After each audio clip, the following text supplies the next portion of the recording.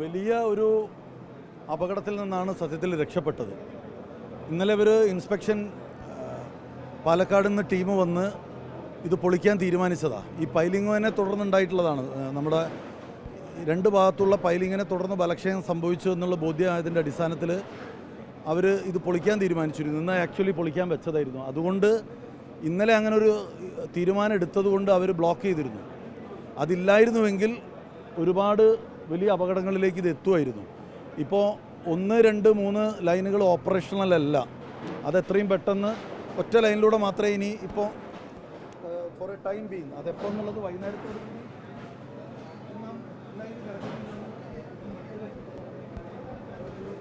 സ്മൃതി നിലവിൽ പ്ലാറ്റ്ഫോമിൽ അവശേഷങ്ങൾ നീക്കം ചെയ്തുകൊണ്ടിരിക്കുന്നു. MLA കെ ജയന്ത് മാധ്യമങ്ങളെ കാണുവാണ്. ചില വാഹനങ്ങൾ തീവണ്ടികൾ കല്ലായിൽ നിന്ന് കോഴിക്കോട് നിന്ന് സ്റ്റാർട്ട് ചെയ്യുന്ന കല്ലായിൽ നിന്ന് സ്റ്റാർട്ട് ചെയ്യാനൊക്കെ തീരുമാനിച്ചിട്ടുണ്ട്. ഏതായാലും ഇതിനകത്ത് വലിയ ഭാഗ്യം ഉണ്ടായിട്ടുണ്ട്. അല്ലെങ്കിൽ ഇത് വലിയ ദുരന്തത്തിലെത്തുമായിരുന്നു. പക്ഷെ നമ്മളെ സംബന്ധിച്ചിടത്തോളം സങ്കടം, ഇത് വലിയൊരു പ്രോജക്റ്റ് എത്രയോ കാലമായി, ഇതിനൊരു മെല്ലപ്പോക്ക് ഉണ്ട് എന്നുള്ളതൊരു യാഥാർത്ഥ്യമാണ്. കുറേ കൂടിയൊരു ഫാസ്റ്റായിട്ട് കാര്യങ്ങൾ നടന്നിരുന്നുവെങ്കിൽ ഒരു പക്ഷേ ഇത് ഇങ്ങനെ ആകുമായിരുന്നില്ല. നമ്മൾ ഈ റെയിൽവേ വലിയൊരു പ്രോജക്റ്റാണ്. നമ്മളെ MP രാഘവേട്ടൻ ഉൾപ്പെടെയുള്ള ആളുകളുടെ വളരെ നിരന്തരമായ ഒരു പ്രവർത്തനത്തിനൊടുവിലാണ് നമുക്ക് വലിയ ആധുനികമായ രീതിയിലുള്ള റെയിൽവേ സ്റ്റേഷൻ നമുക്ക് ലഭിച്ചിട്ടുള്ളത്. പക്ഷേ അതിനകത്ത് നിങ്ങൾ തന്നെ റിപ്പോർട്ട് ചെയ്താണ് 20% പണി പോലും നടന്നിട്ടില്ല. അപ്പോൾ ഒരു വലിയ കാലയളവ് ഇപ്പോൾ ഈ നഗരത്തിലുള്ള ആളുകൾക്ക് വലിയ ബുദ്ധിമുട്ട് ഇതുകൊണ്ടുണ്ടെന്നും നിങ്ങൾക്കറിയാം നമ്മൾ വരുന്നത്. അപ്പോൾ ഇത് വളരെ പെട്ടെന്ന് ഇനി ഒരു പക്ഷേ ഇത് ഇങ്ങനെ ഉണ്ടായത് ആളുകൾ അപകടമില്ല, പക്ഷേ കുറേ കൂടി കോഴിക്കോട് റെയിൽവേ സ്റ്റേഷൻ്റെ നിർമ്മാണ പ്രവർത്തനങ്ങൾക്ക് വേഗത കൂട്ടാൻ ഇത് കാരണമായേക്കുമെന്നുള്ള ഒരു കാര്യം ഇതിനകത്തുണ്ട്. അപ്പോൾ കുറേ കൂടി ഇനി ശ്രദ്ധ ഇതിനകത്തേക്ക് വരും. അപ്പോൾ ഹയർ ഒഫീഷ്യൽസിൻ്റെ മുന്നിൽ ഇവിടെ വളരെ മെല്ലെയാണ് നടക്കുന്നതെന്നുള്ളത് വരും. പിന്നെ ഇത് നമ്മുടെ സ്ഥലം MLA ഫൈസൽ ബാബുവാണ് കുറേ കൂടി ഡീറ്റെയിൽഡ് ആയിട്ട് അദ്ദേഹം സംസാരിക്കുന്നത്. അപ്പോൾ ഇന്നലെ ഇത് ഇൻസ്പെക്ട് ചെയ്തു തീരുമാനിച്ചു എന്ന് പറഞ്ഞു. ഇത് 24 മണിക്കൂർ കഴിഞ്ഞതൊരു ടൈം മെഷീനൊന്നും വെച്ചതായിരുന്നില്ല.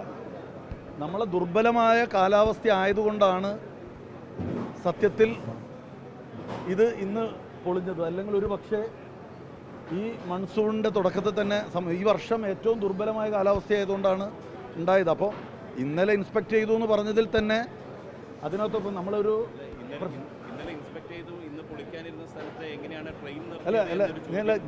ഞാൻ പറഞ്ഞു വരുന്ന അതാണ്. ഇതൊക്കെ നമ്മൾ ഇത്തരം സന്ദർഭങ്ങളിൽ ഇതിനകത്തൊന്നും മറ്റു തലത്തിൽ പറയുന്നത് ശരിയല്ല എന്നുള്ളതുകൊണ്ടാണ് ഒക്കത്തിൽ നിന്നും നമ്മൾ മാറി നിന്ന് സംസാരിക്കുന്നത്. പക്ഷെ ഇവിടെ കുറേ ചോദ്യങ്ങളുണ്ട് ഇതിനകത്ത്. അവർ പറഞ്ഞ കാര്യങ്ങൾ അതേപടി നിങ്ങളോട് പറഞ്ഞുവെങ്കിൽ ഇതിനകത്ത് കുറേ ചോദ്യങ്ങളുണ്ട്. ഒന്ന്, ഈ വർഷം ദുർബലമായ മൺസൂൺ അല്ലായിരുന്നുവെങ്കിൽ ഇത് എന്നോ പൊളിയുമായിരുന്നു. 2, ഈ ട്രെയിൻ ഇവിടെ നിൽക്കുകയാണ്. ഇന്ന് രാവിലെ പൊളിക്കാൻ വെച്ച ഒരിടത്ത് ഇങ്ങനെ ട്രെയിൻ നിർത്തുക എന്ന് പറയുന്നത്, ഇതൊക്കെ കൂടുതൽ അന്വേഷണത്തിലേക്ക് പോകേണ്ട കാര്യങ്ങളുണ്ട് ഇതിനകത്ത്. നമ്മളത് ആദ്യം അത് റിസർവ് ചെയ്ത് പറഞ്ഞു എന്ന് മാത്രമേ ഉള്ളൂ.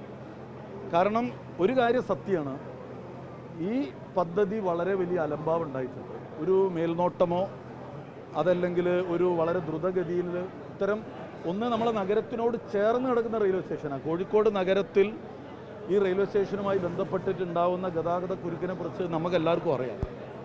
അപ്പോൾ എല്ലാവരും വളരെ പേഷ്യൻസോടുകൂടി അതിനെ സഹകരിച്ചിട്ടാണ് പോകുന്നത്. അപ്പോൾ ആ ഒരു പേഷ്യൻസ് അനന്തമല്ല, പക്ഷെ ഇവിടെ അനന്തമാണ്. അവിടെയാണ് ഇതിൻ്റെ പ്രശ്നം. അപ്പോൾ ഏതായാലും ഇതിനകത്ത് ഇന്നലെയാണോ ഇൻസ്പെക്ട് ചെയ്യേണ്ടതെന്നുള്ളത് വലിയൊരു ചോദ്യമുണ്ട്.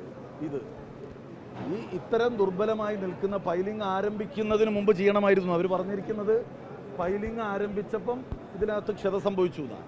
അപ്പോൾ ഇത് വളരെ ഇത്ര പഴക്കം ചെന്ന കെട്ടിടങ്ങൾ അത് പൈലിങ്ങിന് മുമ്പ് ഇത് ചെയ്യേണ്ടതായിരുന്നോ ഇല്ലേ എന്നുള്ളതൊക്കെ ഉണ്ട്.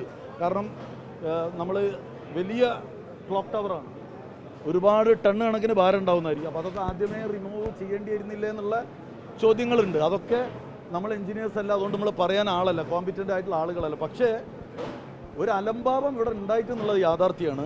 ആ അലംഭാവത്തിന് കാരണക്കാരാര് എന്നുള്ളതും പിന്നീട് പഠിക്കപ്പെടേണ്ടതാണ്. നമ്മൾ മഹാഭാഗ്യം ഇപ്പം ഇന്നലെ ഒരു വലിയ ദുരന്തത്തിൽ നിന്ന് നമ്മൾ രക്ഷപ്പെട്ട് നിൽക്കുക. വയനാട് ഒരു മഹാദുരന്തം ഉണ്ടായി, പക്ഷേ നമ്മൾ കുറേ ജീവനുകളെങ്കിലുമൊക്കെ അവിടെ രക്ഷിക്കാൻ സാധിച്ച ഒരു കാര്യം നിൽക്കുക. ഇതിവിടെ സംഭവിച്ചിരുന്നുവെങ്കിൽ ഉണ്ടാകുമായിരുന്ന വളരെ വൃദ്ധരായ ട്രെയിൻ യാത്ര കഴിയുന്ന കുറേയൊക്കെ പ്രായമുള്ള ആളുകളാണ് കൂടുതൽ ട്രെയിനിനെ ഡിപ്പെൻഡ് ചെയ്യുന്നത്. അപ്പോൾ ഒന്ന് ഓടി മാറാൻ പോലും സാധിക്കാത്ത ഒരുപാട് മനുഷ്യരിതിൽ പെട്ടുപോയിരുന്നു. അപ്പോൾ ആ അർത്ഥത്തിൽ ഇതിനകത്തൊരു വലിയ അന്വേഷണം വേണമെന്നുള്ള കാര്യത്തിൽ യാതൊരുവിധ തർക്കമില്ല. അന്വേഷണം രണ്ട് കാര്യത്തിലായിരിക്കണം. ഒന്ന്, ഇതിന് ഇത്രയും ഡിലേ സംഭവിക്കുന്നത്, ഈ വർക്ക് നേരം വൈകുന്നതിൻ്റെ പിന്നിൽ എന്ത്.